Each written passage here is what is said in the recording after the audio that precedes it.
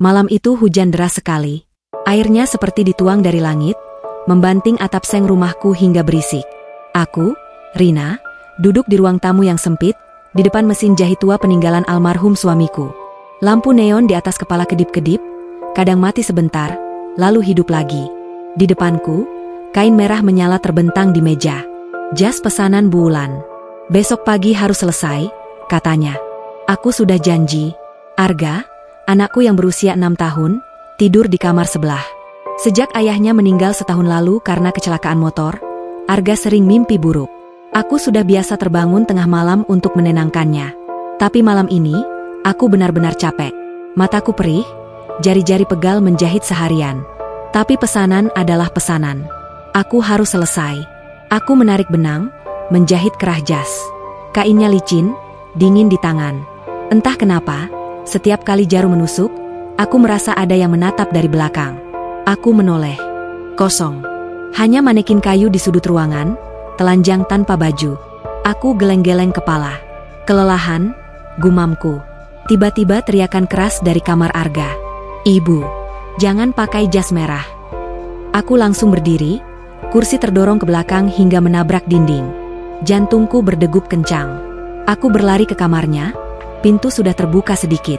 Cahaya lampu tidur kuning temaram menyelinap dari celah. Aku dorong pintu, masuk. Arga duduk di ranjang, badannya basah keringat, matanya melotot. Napasnya tersengal. Aku langsung peluk dia. Arga, sayang, ini ibu. Tenang, ya, cuma mimpi.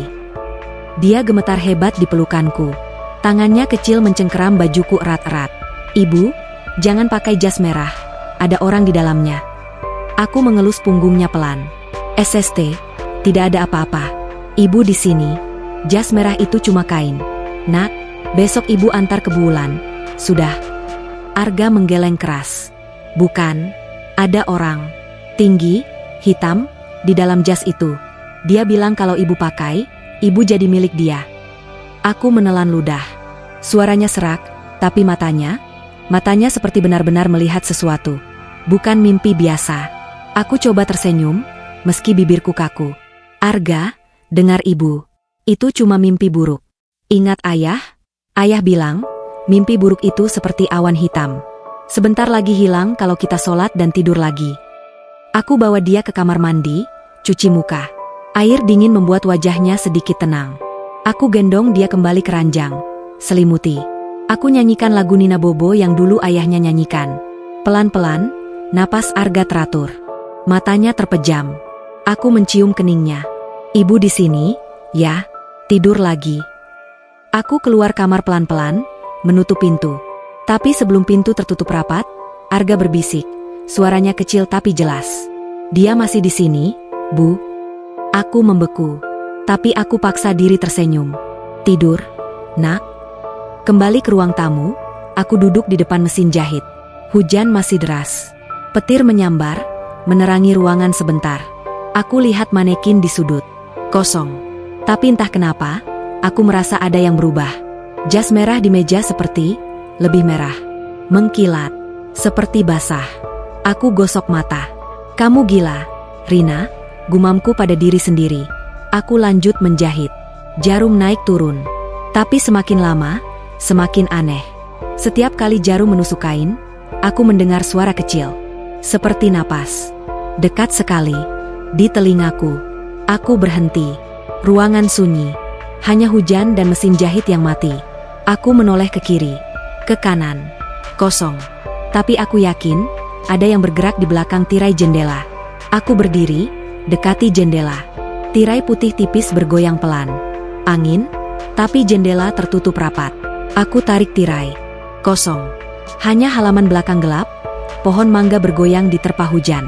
Aku menghela napas panjang. Sudahlah. Selesaikan jas ini, tidur. Aku kembali ke meja. Tapi saat aku duduk, aku lihat sesuatu di cermin kecil di dinding. Cermin yang biasa aku pakai untuk cek jahitan. Di cermin, ada bayangan. Bayangan jas merah. Tapi bukan di meja.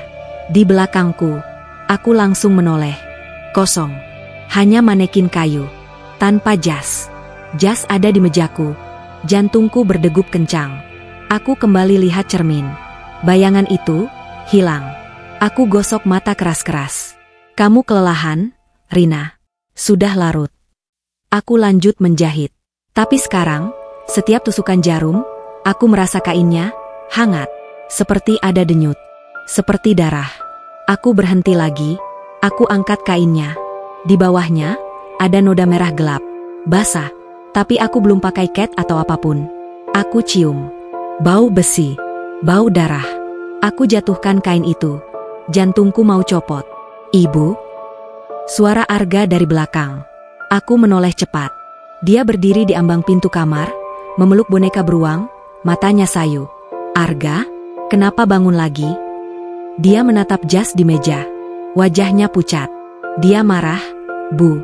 Karena ibu terus jahit. Aku berdiri, dekati dia. Arga, dengar ibu. Itu cuma kain. Besok ibu selesaikan, ibu antar ke bulan. Sudah, tidak ada yang marah. Tapi Arga menggeleng. Dia menunjuk ke arah manekin. Lihat, Bu.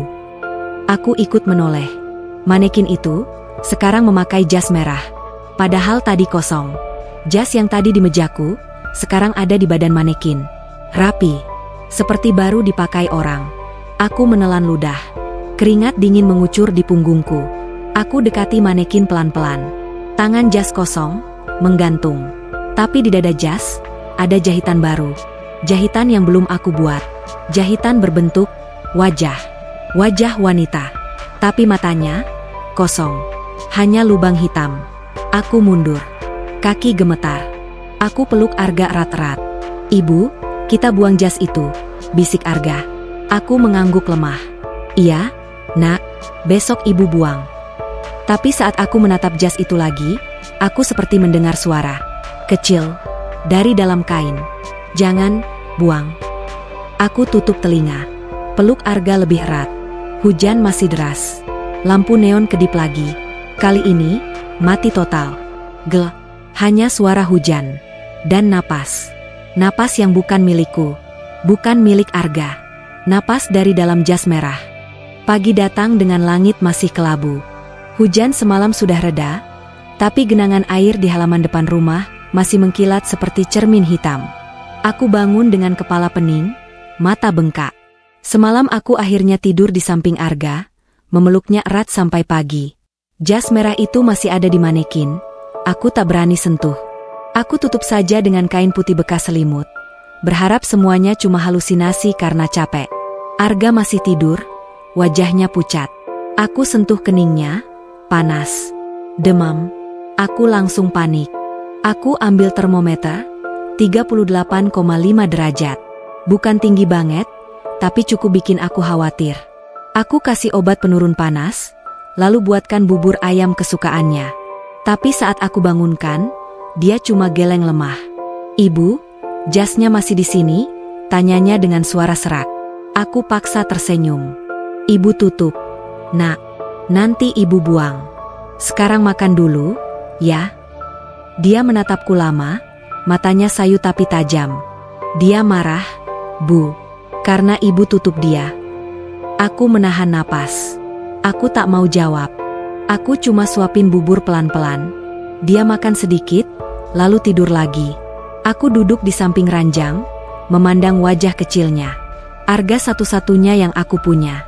Sejak suamiku pergi, dia jadi dunia aku. Aku tak boleh lemah. Aku keluar kamar, langsung ke ruang tamu. Kain putih masih menutupi manekin. Tapi bentuknya aneh. Seperti ada yang menggembung di bawahnya. Aku dekati pelan. Tangan gemetar. Aku tarik kain putih itu perlahan. Jas merah masih di sana, tapi sekarang lebih rapi. Kerahnya naik sempurna, kancingnya terpasang semua. Padahal semalam aku ingat kancingnya masih lepas 2. Dan jahitan wajah di dada masih ada. Tapi sekarang, matanya seperti bergerak. Bukan bergerak. Tapi lubang hitamnya seperti lebih dalam. Seperti menatapku. Aku mundur. Jantung berdegup kencang. Aku langsung ambil gunting besar, mau potong jas itu jadi serpihan. Tapi saat gunting menyentuh kain, aku merasa ada yang menarik tanganku. Pelan, tapi kuat. Gunting jatuh ke lantai. Aku menjerit kecil. Tangan kosong. Tak ada apa-apa. Tapi aku yakin ada yang menahan. Aku lari ke dapur, ambil garam. Aku ingat cerita nenek dulu, garam bisa usir hal-hal aneh. Aku tabur garam ke jas itu, lalu ke seluruh ruangan. Tapi saat aku tabur ke manekin, garamnya seperti lenyap, masuk ke kain. Jas merah seperti menyerapnya. Warnanya malah makin menyala. Aku pusing. Aku duduk di lantai, menangis pelan. Ya Tuhan, apa ini? Aku cuma ibu biasa. Aku cuma mau hidup tenang sama anakku. Aku ingat pesanan Bu Wulan. Aku harus selesai hari ini. Kalau tidak, dia marah. Uang muka sudah dipakai buat beli obat Arga. Aku tak punya pilihan. Aku harus lanjut menjahit. Aku telepon Mbak Sari, tetangga sebelah yang suka cerita mistis. Dia angkat setelah dering ketiga. Mbaks, aku butuh cerita. Malam tadi Arga teriak soal jas merah. Aku takut. Mbak Sari diam sebentar. Lalu suaranya pelan. Rin, jangan main-main sama warna merah. Apalagi jas. Dulu di kampung ini, banyak cerita. Penjahit yang bikin jas merah, sering kena. Arwahnya nyangkut di kain. Aku menelan ludah. Maksudnya? Pokoknya, kalau anakmu bilang jangan, dengerin. Anak kecil bisa lihat yang kita nggak lihat. Aku matikan telepon. Tangan gemetar. Aku kembali ke ruang tamu. Jas masih di manekin. Tapi sekarang, ada sesuatu di saku depan. Kertas kecil, dilipat rapi. Aku tak berani ambil. Tapi rasa penasaran menang. Aku tarik kertas itu dengan ujung gunting. Tulisan tangan. Huruf besar, miring. Selesaikan. Pakai. Atau dia ambil anakmu. Aku jatuhkan kertas itu. Napasku tersengal. Aku lari ke kamar Arga, cek dia. Masih tidur. Tapi wajahnya seperti tersenyum. Bukan senyum biasa. Senyum yang gak pas di wajah anak 6 tahun. Aku guncang dia pelan. Arga, bangun. Dia membuka mata perlahan. Tapi matanya kosong. Hitam. Bukan coklat biasanya. Ibu, dia bilang, kalau ibu gak pakai, dia pakai aku. Aku menjerit. Aku peluk Arga erat-erat. Dia dingin. Badannya seperti es. Aku guncang lagi. Arga, ini ibu. Bangun. Tiba-tiba dia batuk. Matanya kembali normal. Dia menangis. Ibu, aku mimpi buruk lagi. Aku peluk dia, air mataku jatuh ke rambutnya. Ibu di sini, nak. Ibu janji. Tapi di dalam hati, aku tahu. Ini bukan mimpi. Siang hari, aku bawa Arga ke puskesmas. Dokter bilang cuma demam biasa, mungkin kecapean. Aku kasih obat, lalu pulang. Di jalan, aku lihat Bu Wulan lewat depan rumahnya. Aku panggil. Bu, jasnya besok pagi ya. Arga sakit, saya agak telat. Bu Wulan menatapku tajam. Besok pagi harus ada. Acara penting. Kalau enggak, uang muka enggak balik. Aku mengangguk lemah. Dia pergi. Tapi saat aku masuk rumah, aku lihat sesuatu di depan pintu tetangga. Kertas sama. Tulisan sama. Selesaikan. Pakai. Aku buang kertas itu. Aku masuk rumah, kunci pintu rapat. Malam tiba lagi. Arga sudah agak baikan, tapi aku tak biarkan dia sendirian. Aku bawa dia ke ruang tamu, tidur di sofa. Aku lanjut menjahit. Jas hampir selesai. Tinggal lengan dan kancing terakhir. Tapi setiap jahitan, aku mendengar suara. Ibu. Bukan suara Arga. Suara wanita. Dalam. Dari dalam kain. Aku berhenti. Tangan gemetar. Aku lihat Arga. Dia tidur pulas. Ibu, selesaikan. Aku menangis. Tapi aku lanjut. Aku harus selesai. Besok aku antar ke Bu Wulan, lalu buang jauh-jauh. Tapi saat aku pasang kancing terakhir, jarum menusuk jari. Darah menetes ke kain. Tapi darahnya lenyap. Diserap kain. Jas merah seperti hidup. Aku lihat manekin. Sekarang, jasnya sempurna. Tapi di dada, jahitan wajah itu tersenyum. Dan di cermin, aku lihat bayangan. Bukan aku, wanita berjas merah. Wajahnya pucat, matanya hitam pekat. Dia angkat tangan, menunjuk ke arah Arga. Aku menjerit. Lampu mati lagi. Hanya suara Arga. Ibu, dia di sini. Pagi itu aku tak tidur sama sekali. Lampu ruang tamu mati sejak tengah malam, dan aku tak berani hidupkan lagi. Aku hanya duduk di sofa, peluk Arga erat-erat. Badannya masih hangat, tapi napasnya pelan sekali, seperti orang yang baru lari jauh. Jas merah masih di manekin, rapi, mengkilat di bawah cahaya lampu tidur yang aku colok di kamar. Aku tak berani dekati. Aku takut kalau aku sentuh, kain itu akan menarikku masuk. Pukul 5 pagi, adzan subuh menggema dari masjid kecil di ujung kampung. Aku langsung bangun, wudhu, sholat. Aku minta perlindungan. Aku minta Arga selamat. Aku minta semua ini berakhir. Setelah sholat, aku buka pintu depan, biar udara segar masuk. Kabut tipis menyelimuti halaman. Aku lihat jejak kaki di tanah basah. Jejak sepatu hak tinggi. Tapi aku tak punya sepatu seperti itu. Dan Arga juga tidak. Aku tutup pintu cepat. Kunci ganda. Aku kembali ke ruang tamu. Arga sudah bangun. Dia duduk di sofa, menatap manekin. Matanya kosong lagi. Arga. Aku panggil pelan. Dia tak menjawab. Hanya menunjuk manekin. Dia bilang, rumah ini miliknya dulu. Aku menelan ludah. Siapa? Nak? Marni.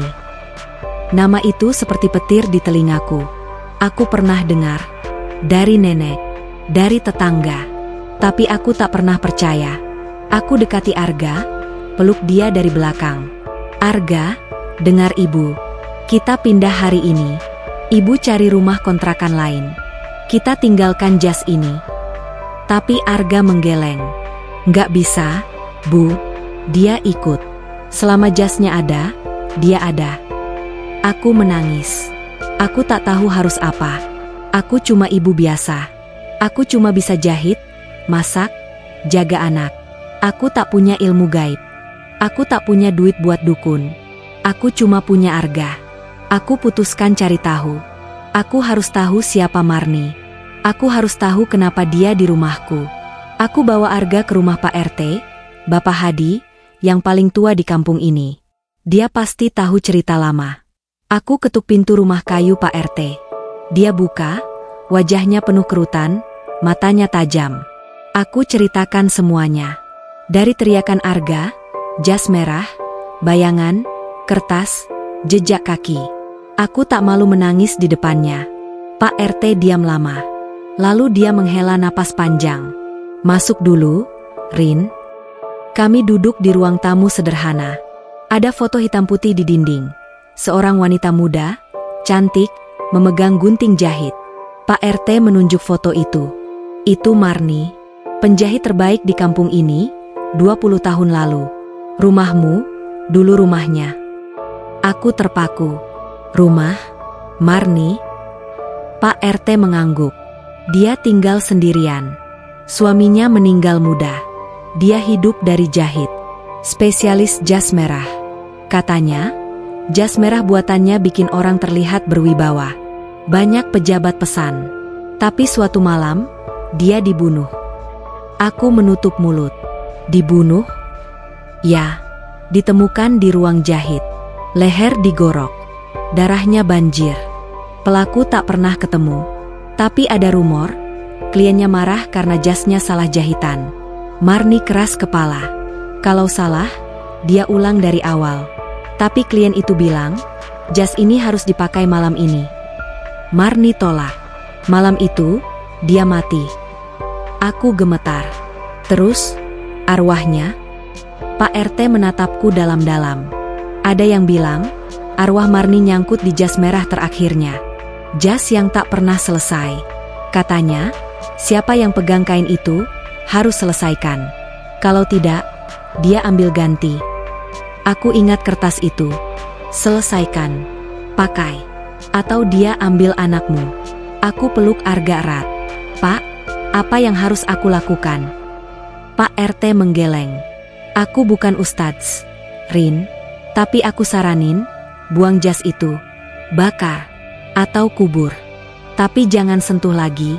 Dan pindah dari rumah itu. Aku pulang dengan pikiran kacau.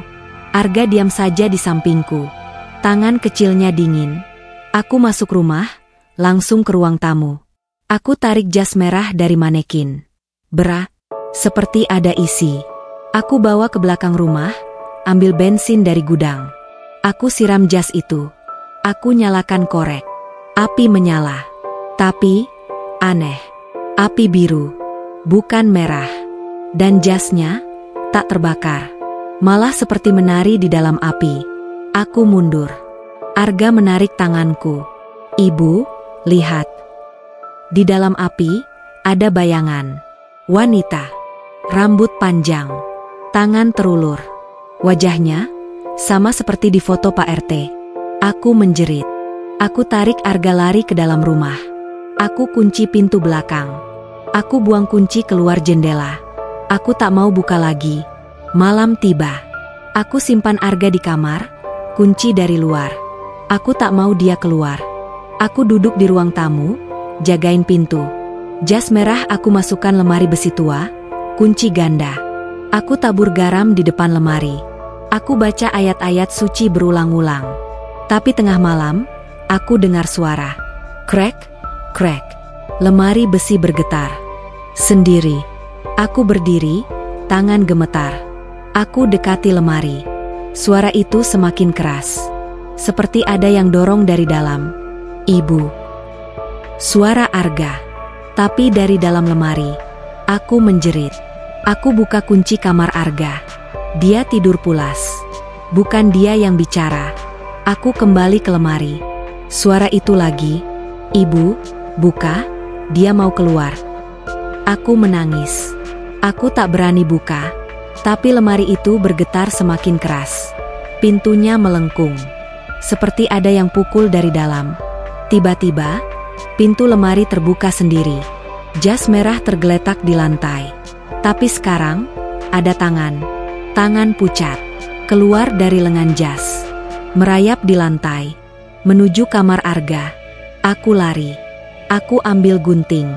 Aku tusuk jas itu berulang-ulang. Tapi setiap tusukan, darah hitam muncrat. Bau busuk. Tangan itu terus merayap. Aku jerit. Aku tarik jas itu, bawa keluar. Aku siram bensin lagi. Aku bakar lagi. Kali ini, api merah.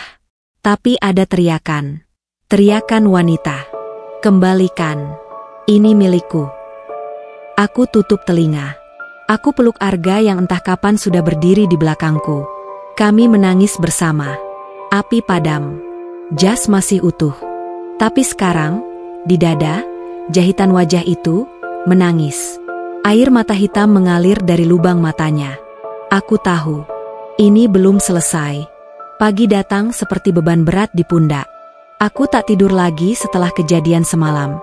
Jas merah sekarang tergeletak di halaman belakang, hitam hangus di pinggirnya, tapi kain utamanya masih merah menyala, seperti baru dicuci darah.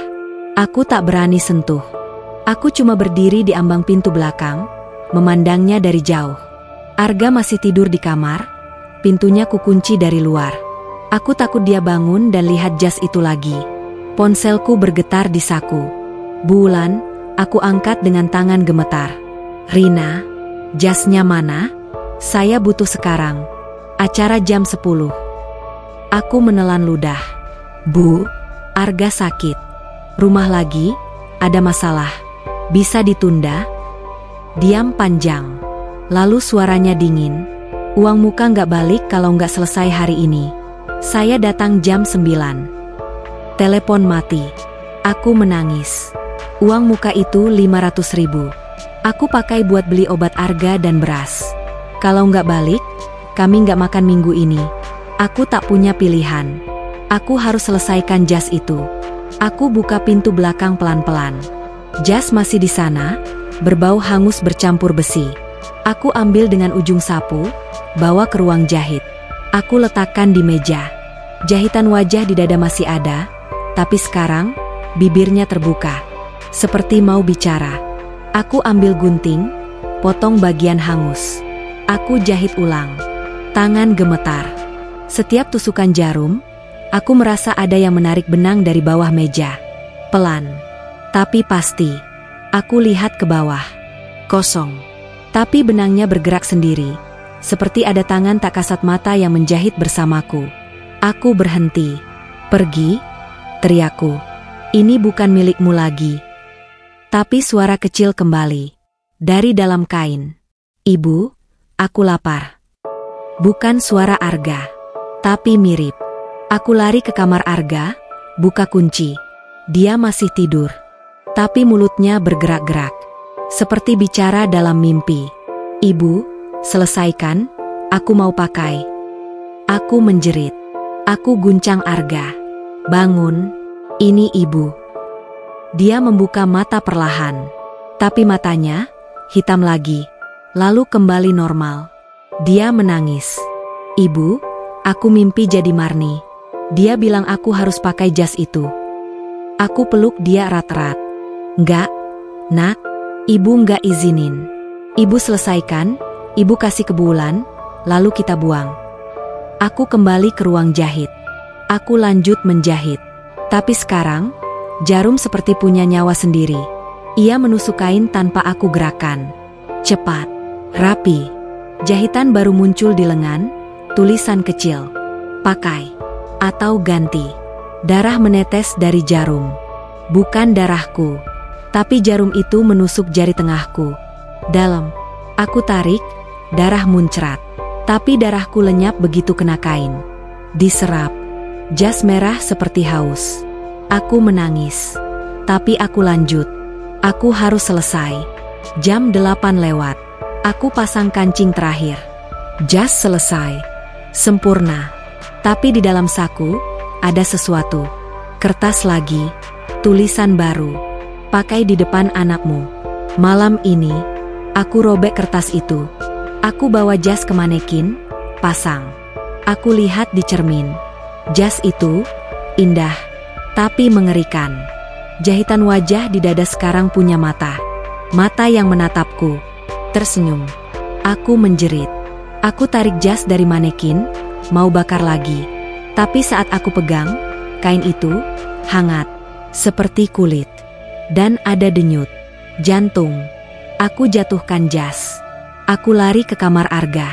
Dia sudah bangun, duduk di ranjang, memeluk lutut. Ibu, dia bilang kalau ibu nggak pakai, dia ambil aku malam ini.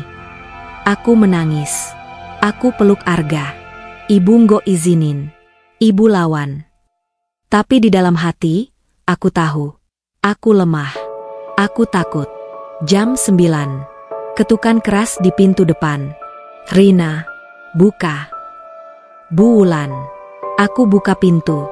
Dia berdiri di teras, memakai mantel hitam, rambut disanggul rapi. Matanya tajam. Jasnya mana? Aku bawa jas dari ruang tamu, lipat rapi.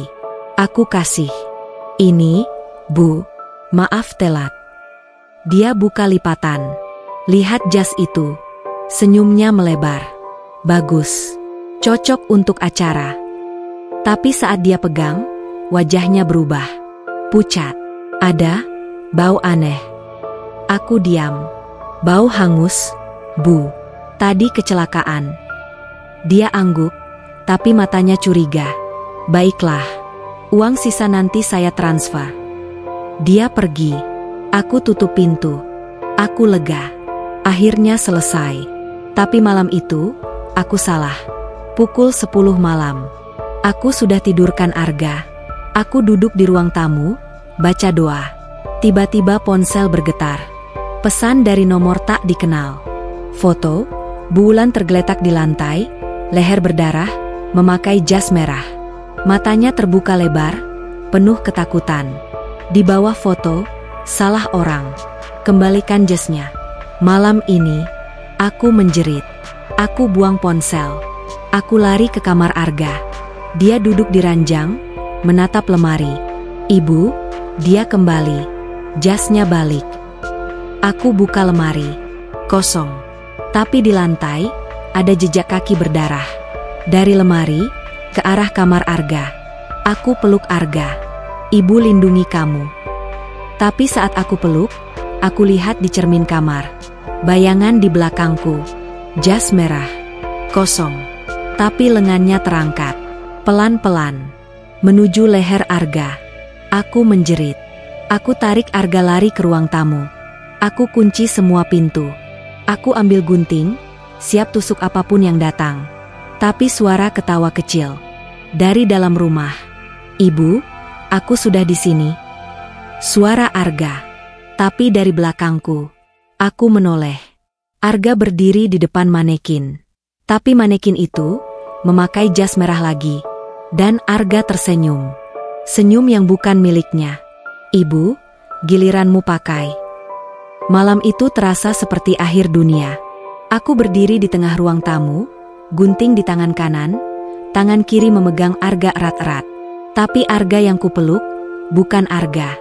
Wajahnya sama, tapi senyumnya lebar sekali, matanya hitam pekat, seperti lubang tanpa dasar. Jas merah di manekin menggantung rapi, tapi lengannya bergerak pelan, seperti menyapa. Aku tahu, ini bukan lagi rumahku. Ini kandangnya. Arga, dengar ibu, bisikku, suaraku gemetar. Kita lari sekarang. Kita tinggalkan rumah ini. Dia menoleh. Kepalanya miring aneh, seperti boneka rusak. Lari kemana, Bu? Dia sudah di dalam aku. Aku menjerit. Aku dorong dia menjauh, tapi tangannya kecil mencengkeram lenganku kuat sekali. Kuku-kukunya menusuk kulit. Darah menetes. Aku tarik tangan, tapi dia tertawa. Tawa yang dalam, bukan suara anak 6 tahun. Ibu, Marni bilang, jasnya butuh badan baru. Badan ibu cocok. Aku lari ke dapur, ambil pisau. Aku kembali ke ruang tamu. Arga, atau apapun itu, masih berdiri di depan manekin. Dia angkat tangan, sentuh jas itu. Kain merah seperti menyala, cahaya merah keluar dari jahitan wajah di dada. Aku tusuk jas itu dengan pisau. Berkali-kali. Kain robek, tapi darah hitam muncrat, bau busuk seperti mayat. Tapi setiap robekan, kain menutup sendiri. Jahitan baru muncul, lebih rapi. Wajah di dada sekarang punya mulut terbuka lebar, seperti menjerit tanpa suara. Arga tertawa lagi. Nggak bisa, Bu. Dia lebih kuat dari ibu. Aku jatuh berlutut. Air mata mengalir. Arga, tolong, kembali ke ibu. Dia mendekat. Langkahnya pelan, tapi setiap langkah meninggalkan jejak darah di lantai kayu. Ibu harus pakai jasnya. Kalau ibu pakai, aku balik. Janji Marni. Aku lihat ke manekin. Jas itu sekarang menggembung. Seperti ada orang di dalam. Tangan keluar dari lengan, pucat, berurat. Jari-jarinya panjang, kuku hitam. Aku lari ke kamar Arga, kunci dari dalam. Aku dorong lemari ke depan pintu. Aku buka jendela, mau lompat keluar. Tapi di luar, kabut tebal. Aku lihat bayangan. Puluhan bayangan. Semua memakai jas merah. Wajah kosong. Mereka berdiri di halaman, menatap ke arah jendela. Aku tutup jendela. Aku menangis. Ya Tuhan, tolong. Ketukan pelan di pintu kamar. Ibu, buka. Aku kedinginan. Suara Arga. Tapi aku tahu, bukan dia. Aku duduk di lantai, peluk lutut. Aku ingat almarhum suamiku, Dika. Dia selalu bilang, Rin, kalau takut, ingat Arga. Cinta ibu lebih kuat dari apapun. Aku pegang foto kami bertiga di dompet. Aku cium foto Arga yang masih bayi. Aku harus lawan. Aku buka pintu kamar pelan-pelan. Arga berdiri di koridor, memeluk boneka beruang. Wajahnya normal lagi, matanya coklat. Dia menangis. Ibu, aku takut, ada yang masuk ke badanku. Aku peluk dia. Badannya dingin, tapi ini Arga, bukan Marni. Aku tahu dari bau sabun bayinya. Aku bawa dia ke ruang tamu. Jas masih di manekin. Tapi sekarang, ada sesuatu di lantai. Lingkaran garam yang aku tabur semalam, terhapus. Diganti lingkaran darah. Aku putuskan. Aku harus buang jas ini. Sekarang. Aku bawa Arga ke belakang rumah. Aku ambil bensin lagi, siram jas itu. Aku nyalakan korek. Tapi api tak menyala. Koreknya basah. Aku coba lagi. Masih basah. Padahal aku simpan di dalam. Arga menarik tanganku. Ibu, lihat.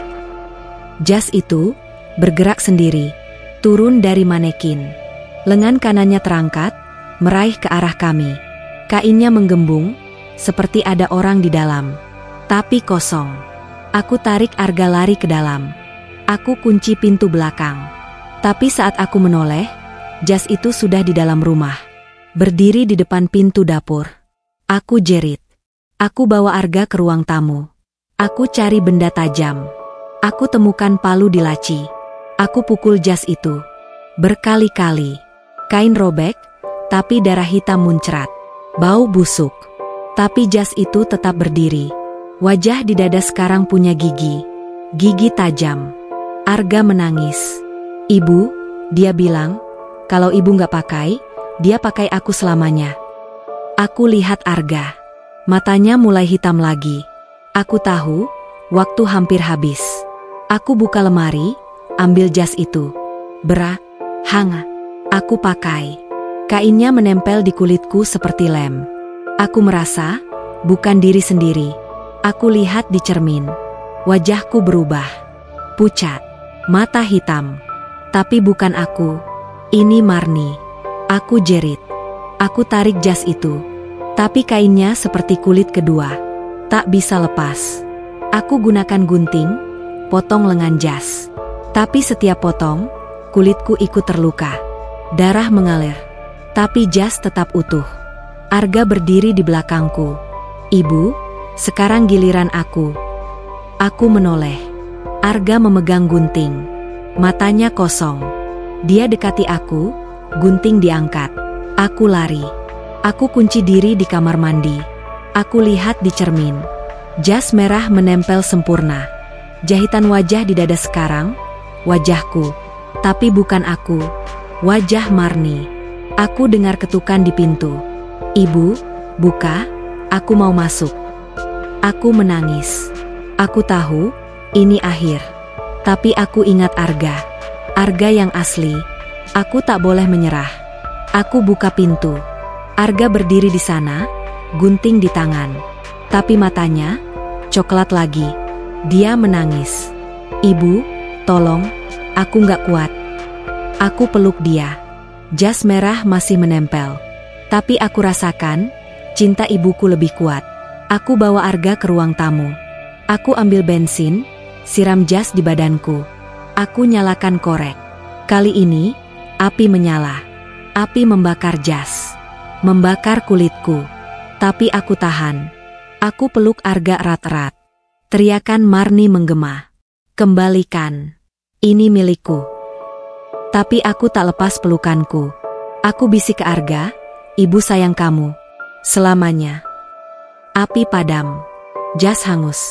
Tapi aku masih berdiri. Luka bakar di badanku parah. Tapi aku hidup. Arga menangis di pelukanku. Tapi di abu jas, ada tulisan. Belum selesai. Pagi itu aku terbangun di lantai ruang tamu, badan penuh luka bakar, tapi hidup. Arga meringkuk di sampingku, napasnya teratur, wajahnya kembali normal. Abu jas merah berserakan di sekitar kami, bau hangus masih menempel di udara. Aku cium kening Arga berkali-kali, air mataku jatuh ke pipinya. Kamu selamat, nak. Ibu janji gak akan biarkan apapun ambil kamu. Tapi tulisan di abu itu, belum selesai, membuat jantungku kembali dingin. Aku tahu Marni belum pergi. Aku harus cari tahu siapa dia sebenarnya. Aku harus akhiri ini. Aku bawa Arga ke rumah Mbak Sari, minta dia jaga sebentar. Sari, tolong jagain Arga. Ibu harus ke kota, cari tahu soal Marni. Mbak Sari lihat luka bakarku, matanya penuh khawatir, tapi dia angguk. Aku cium Arga, ibu balik sebelum malam, ya. Aku naik angkot ke kota, ke perpustakaan daerah. Aku cari arsip koran lama, tahun 2005, saat Marni dibunuh. Pustakawan, Bu Yani, bantu aku. Setelah 2 jam, aku temukan tumpukan koran kuning. Headlamp Sir, penjahit Smera dibunuh di rumahnya. Pelaku misterius. Aku baca setiap baris. Marni, 32 tahun, janda, tinggal sendirian. Spesialis jas merah untuk pejabat dan pengusaha. Malam pembunuhan, tetangga dengar teriakan, tapi saat polisi datang, Marni sudah tewas, leher digorok gunting jahit. Darah banjir di ruang jahit. Jas merah terakhirnya, pesanan klien penting, hilang dari TKP. Polisi curiga klien itu, tapi tak ada bukti. Nama klien tak disebut, cuma inisial, W. Aku terpaku. W. Bulan, jantungku berdegup kencang. Aku cari koran lain. Ada artikel lanjutan, jas merah hilang. Kutukan mulai terdengar. Beberapa tetangga bilang, setelah Marni mati, mereka lihat bayangan wanita berjas merah di rumah itu. Anak-anak sering menangis, bilang, ada ibu di jas. Rumah itu dikosongkan bertahun-tahun, sampai aku dan almarhum suamiku sewa 5 tahun lalu. Aku fotokopi semua artikel. Aku pulang dengan pikiran kacau. Di angkot, aku telepon Bulan. Nomornya tak aktif. Aku cari alamatnya di nota pesanan. Jalan Mawar nomor 12. Aku minta angkot berhenti, aku jalan kaki ke sana. Rumah itu besar, tapi kosong. Pagar berkarat, rumput liar setinggi lutut. Jendela pecah, pintu depan tergembok. Aku intip dari celah. Di dalam, ada manekin. Memakai jas merah. Sama seperti jas yang aku bakar. Aku menjerit kecil. Aku lari dari sana, kembali ke kampung. Sore hari, aku jemput Arga di rumah Mbak Sari. Dia ceria lagi, tapi tangannya penuh gambar. Sosok jas merah tanpa wajah, berulang-ulang. Aku peluk dia, jangan gambar itu lagi, ya. Malam tiba. Aku kunci semua pintu, tabur garam di ambang jendela. Aku baca ayat-ayat suci sampai suaraku serak. Arga tidur di sampingku, memeluk boneka beruang. Aku pegang tangannya erat-erat. Tapi tengah malam, rumah mulai aneh lagi. Lampu kedip-kedip. Pintu kamar bergetar. Aku dengar suara menangis. Wanita. Dari ruang jahit. Aku bangun pelan, biar Arga tak terbangun. Aku bawa gunting, dekati ruang jahit. Pintu terbuka sedikit. Cahaya merah keluar dari celah. Aku dorong pintu. Di dalam, manekin kayu berdiri lagi. Memakai jas merah baru. Tapi manekin itu punya wajah. Wajah Marni. Dari foto Pak RT. Matanya hitam, mulutnya terbuka, seperti mau bicara. Aku mundur. Tapi pintu tertutup sendiri. Kunci dari luar. Ibu. Suara Arga. Dari dalam ruang jahit. Aku menjerit. Aku tusuk pintu dengan gunting.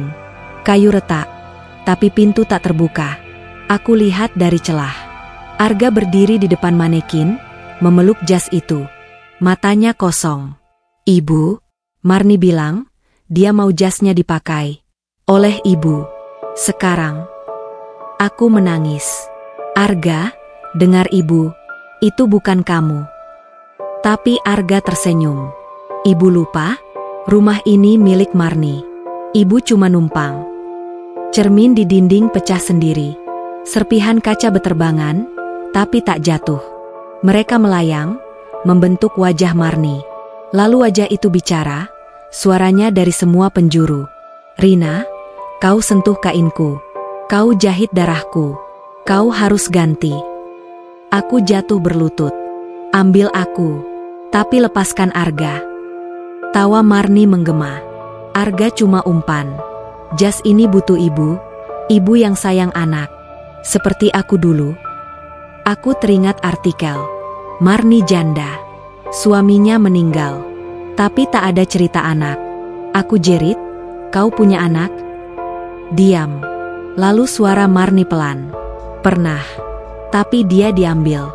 Oleh klien. Jas merah itu, untuk anakku. Tapi klien bilang salah jahitan.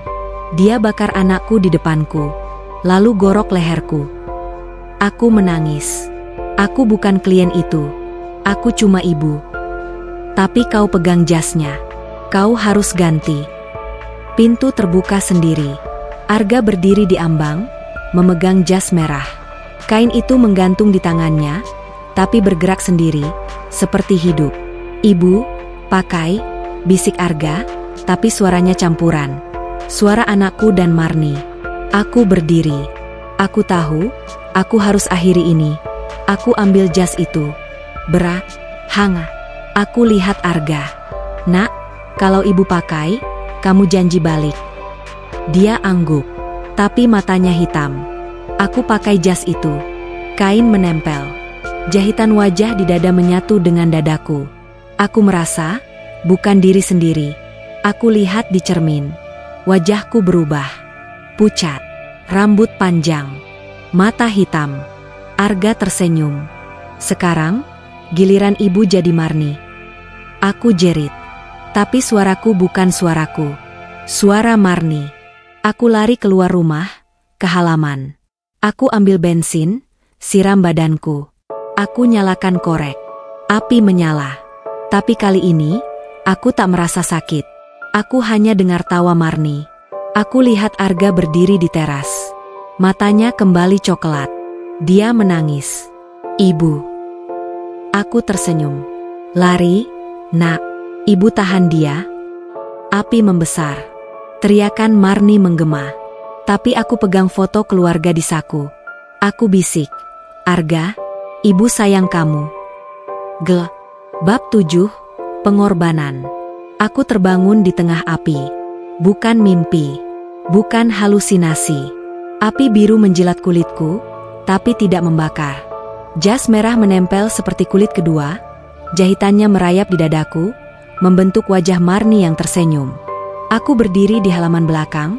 Malam gelap, hanya diterangi kobaran api yang tidak panas. Di depanku, Arga berdiri di ambang pintu, menangis. Matanya coklat lagi, penuh ketakutan. Ibu, jangan pergi. Suaranya kecil, tercekat. Aku angkat tangan, tapi tangan itu bukan tanganku. Jari-jari panjang, kuku hitam. Arga, lari ke Mbak Sari. Sekarang. Dia menggeleng. Nggak mau ninggalin ibu. Api tiba-tiba membesar. Jas merah mengencang, seperti mau menelan tubuhku. Aku dengar suara Marni di kepalaku, dalam, penuh dendam. Akhirnya, badan baru, hangat, penuh cinta ibu. Cocok. Aku menjerit. Aku tarik jas itu dengan kedua tangan, robek lengan kiri. Kulitku ikut terbelah, darah mengalir, tapi jas langsung menjahit sendiri. Benang hitam muncul dari dalam kain, menjahit luka di lenganku, dan luka di jas, menjadi satu. Aku jatuh berlutut. Arga, ambil gunting di meja jahit. Dia lari ke dalam. Aku dengar langkah kecilnya, pintu ruang jahit terbuka.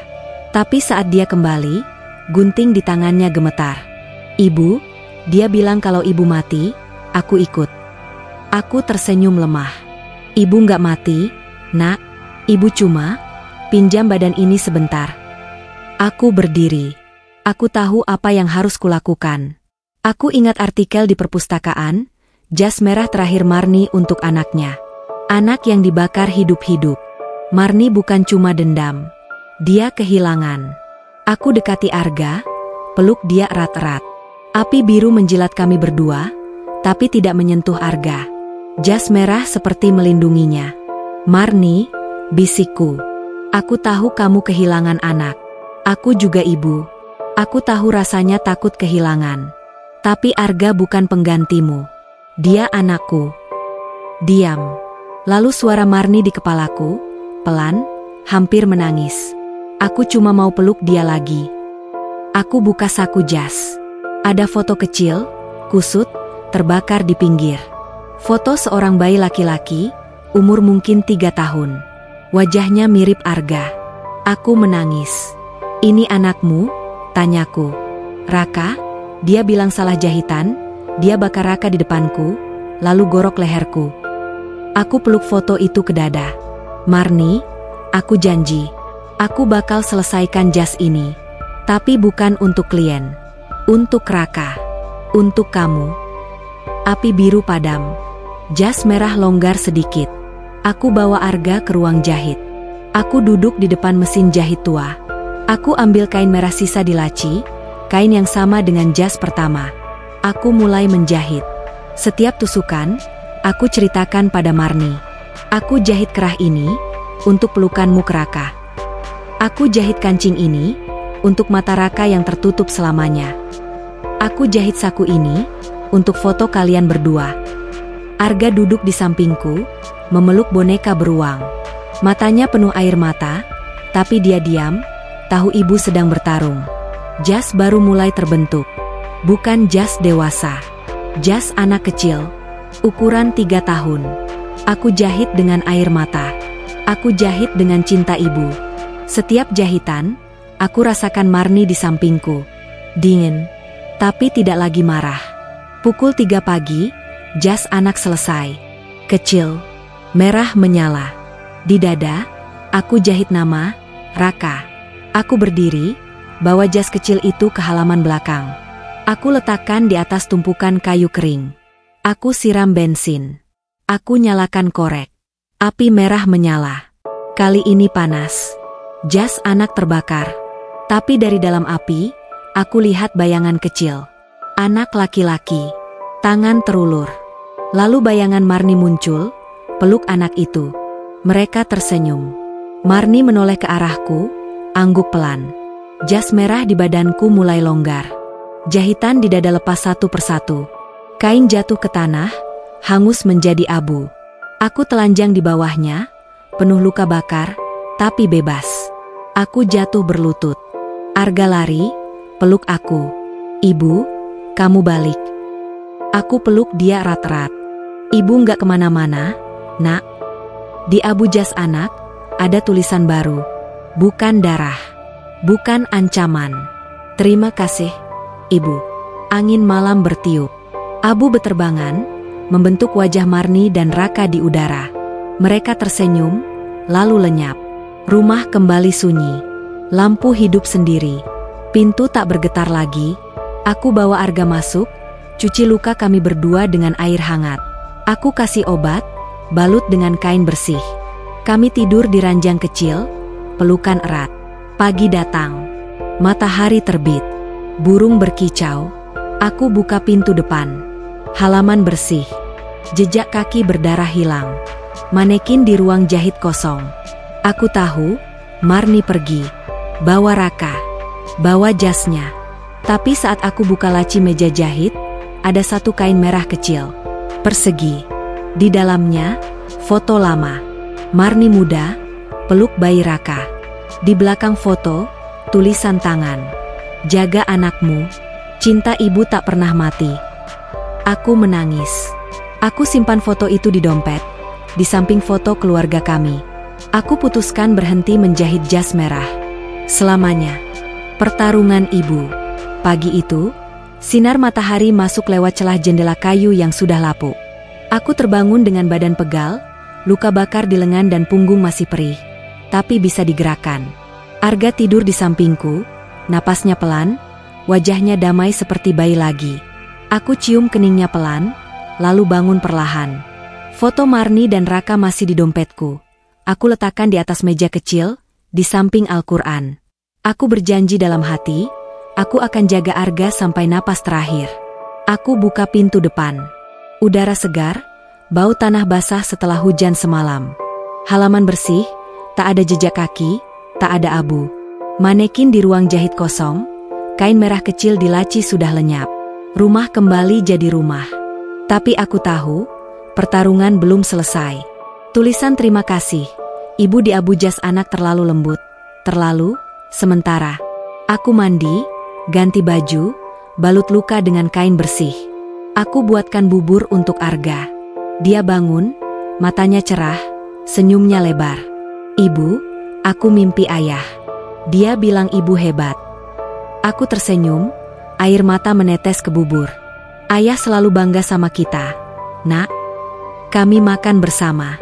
Aku ceritakan dongeng biasa, bukan tentang hantu, tapi tentang kelinci dan kura-kura. Arga tertawa. Suara tawanya mengisi rumah, mengusir sisa-sisa dingin malam. Tapi siang itu, ponselku bergetar. Nomor tak dikenal. Aku angkat. Rina? Suara wanita, serak, seperti habis menangis. Ini Wulan. Bu Wulan. Jantungku berhenti. Bu Wulan? Saya kira aku hidup. Potongnya cepat. Tapi, jas itu, jas yang kau kasih. Malam itu aku pakai. Lalu aku lihat dia. Wanita di cermin. Dia bilang jas itu bukan untukku. Dia mau kau. Aku menelan ludah. Bu, jas itu sudah kubakar 2 kali. Diam panjang. Lalu suaranya gemetar. Aku tahu. Tapi tadi pagi, jas itu kembali. Di lemari kerjaku. Utuh. Ada tulisan di dalam saku, kembalikan ke ibu yang benar. Aku matikan telepon. Tangan gemetar. Aku lari ke ruang jahit. Lemari besi terkunci, tapi kuncinya hilang. Aku pakai palu, pukul gembok sampai pecah. Di dalam lemari, jas merah dewasa. Baru, mengkilat. Di dada, jahitan wajah Marni, tapi sekarang matanya terbuka lebar, menatapku. Di saku, kertas. Ibu yang benar belum menyelamatkan anaknya. Malam ini, aku robek kertas itu. Aku tahu, ini jebakan. Marni pergi, tapi ada yang lain. Klien. Orang yang bakar Raka. Orang yang bunuh Marni. Aku telepon Pak RT. Pak, siapa klien Marni yang inisial W? Pak RT diam lama. Wahyu. Pengusaha besar dulu. Sekarang sudah tua, tinggal di kota. Katanya, dia pesan jas merah untuk anaknya yang sakit. Tapi Marni telat. Anaknya meninggal. Wahyu marah, bilang jas itu salah jahitan. Malam itu, Marni mati. Aku catat alamatnya. Aku harus ke sana. Aku harus akhiri kutukan ini di akarnya. Aku titip Arga ke Mbak Sari lagi. Sari, kalau aku nggak balik sebelum maghrib, bawa Arga ke rumah orang tuaku di desa sebelah. Mbak Sari peluk aku. Rin, bawa polisi. Aku geleng. Ini bukan urusan polisi. Aku naik angkot ke kota. Alamat Wahyu di Jalan Cempaka Raya, rumah besar bergaya kolonial. Pagar besi tinggi, satpam di depan. Aku bilang saya kurir, bawa paket penting. Satpam izinkan masuk. Di dalam, rumah mewah tapi sepi. Aku dipandu ke ruang tamu. Wahyu duduk di kursi roda, tua, rambut putih, matanya tajam. Di depannya, meja kaca. Di atas meja, jas merah. Sama persis. Kau Rina? Tanyanya, suara serak. Penjahit yang terakhir pegang jas itu. Aku angguk. Kau yang bunuh Marni. Dia tertawa kecil. Bukan aku yang gorok lehernya. Tapi ya, aku yang perintahkan. Anakku sakit parah. Dokter bilang gak ada harapan. Marni janji jas merah itu bawa keberuntungan. Tapi telat. Anakku mati. Aku marah. Aku suruh orang bakar jas itu bersama anak Marni. Biar dia rasain. Aku mengepal tangan. Kau monster. Dia angkat bahu. Kutukan itu nyata. Jas itu kembali padaku berkali-kali. Aku bakar, aku kubur, aku buang ke laut. Selalu balik. Dengan tulisan, ibu yang benar aku tahu, Marni mau ibu pengganti. Ibu yang rela mati demi anak. Seperti dia. Aku lihat jas di meja. Jahitan wajah Marni menatapku. Tapi sekarang, di sampingnya, ada jas kecil. Jas Raka. Utuh. Kau mau aku mati? Tanyaku. Tidak. Aku mau kutukan ini selesai. Ambil jas ini. Pakai. Biar Marni ambil kau. Aku bebas. Aku tersenyum dingin. Kau salah. Kutukan ini nggak butuh ibu pengganti. Butuh keadilan. Aku ambil jas dewasa, pakai di badanku. Kain menempel lagi. Tapi kali ini, aku siap. Aku ambil jas kecil, peluk ke dada. Marni, bisikku. Aku bawa Raka pulang. Wahyu tertawa. Kau gila. Aku keluar rumah, naik taksi ke rumah. Jas merah di badanku berdenyut. Aku dengar suara Marni. Bawa dia ke sini, ke rumahku. Aku tahu. Rumah kami. Rumah Marni. Malam tiba. Aku sampai. Arga sudah di rumah. Mbak Sari bilang dia ngotot pulang. Aku peluk dia erat. Ibu, jasnya balik? Tanyanya. Aku angguk. Tapi malam ini selesai. Aku bawa Arga ke ruang jahit. Aku letakkan jas kecil di manekin. Aku pakai jas dewasa. Aku nyalakan lilin di 4 sudut ruangan. Aku baca doa-doa yang aku hafal. Lalu aku lihat Wahyu. Dia masuk rumahku, kursi roda didorong satpamnya. Wajahnya pucat. Kau bawa aku ke sini kenapa? Tanyanya. Aku tersenyum. Karena kau yang mulai. Aku tarik jas kecil dari manekin, lempar ke arah Wahyu. Kain melayang sendiri, menempel di badannya. Jahitan wajah Raka muncul di dada Wahyu. Dia menjerit. Apa ini? Suara Marni menggema. Kau bakar anakku. Sekarang rasain. Api biru muncul dari lantai. Membakar Wahyu. Tapi tidak menyentuh kami. Dia menjerit, badannya menyusut, menjadi abu. Jas kecil jatuh. Utuh. Aku peluk Arga. Selesai, nak. Jas dewasa lepas dari badanku. Jatuh. Hangus sendiri. Menjadi abu. Di abu, tulisan terakhir. Keadilan terpenuhi. Terima kasih, Ibu. Angin bertiup. Abu beterbangan. Marni dan Raka tersenyum di udara, lalu lenyap. Rumah sunyi. Lampu hidup. Arga peluk aku. Ibu, kita bebas. Aku angguk. Bebas, nak. Tapi di luar jendela, aku lihat bayangan kecil. Jas merah baru, menggantung di pohon mangga. Tulisan di kain, klien baru menunggu. Bayangan yang tersisa. Pagi setelah keadilan terpenuhi, rumah terasa ringan. Bau hangus sudah hilang, diganti aroma kopi dan nasi goreng yang aku masak untuk sarapan. Arga duduk di meja makan, kakinya mengayun-ayun di bawah kursi, mulut penuh telur mata sapi. Aku tersenyum lebar, pertama kali dalam berminggu-minggu. Luka bakar di lenganku masih dibalut, tapi nyerinya sudah tumpul. Aku hidup. Arga hidup. Itu cukup. Ibu, kita pindah ya? Tanyanya tiba-tiba, sambil menyeka mulut dengan punggung tangan. Aku mengangguk. Iya, nak. Hari ini kita cari kontrakan kecil di dekat pasar.